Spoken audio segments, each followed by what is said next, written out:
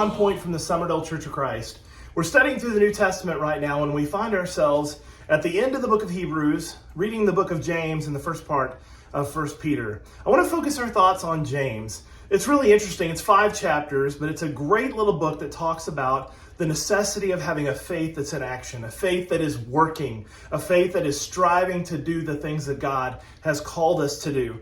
You know, some people think that they can be saved by faith alone. All I've got to do is believe that Jesus is the Son of God. Well, James tells you that's just simply not true. In fact, he says if you believe, you're no different than the demons. They believe. Satan believes. That's not going to save him.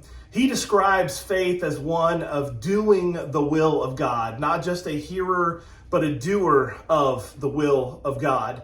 As the book goes on into the last few chapters, he's talking about a lot of things that can help us live our daily walk with God. The idea of drawing near to him as he draws near to us.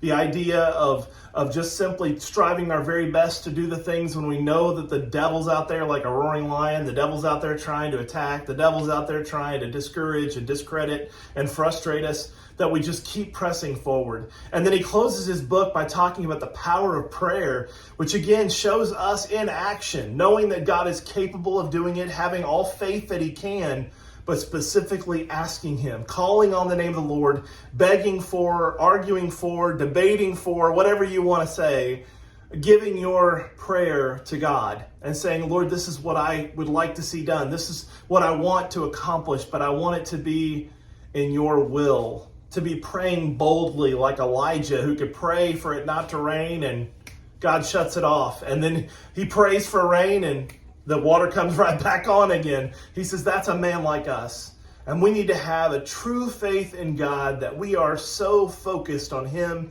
and what he can do that we want to lift up in prayer every single thing that we're going through in our daily walk.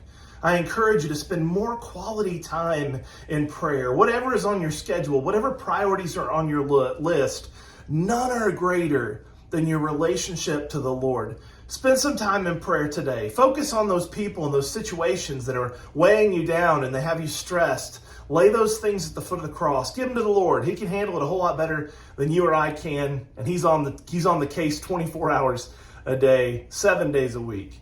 I hope that you have a great day today. Make it awesome. I'm Ray Reynolds. Thanks for tuning in to On Point. He is Lord.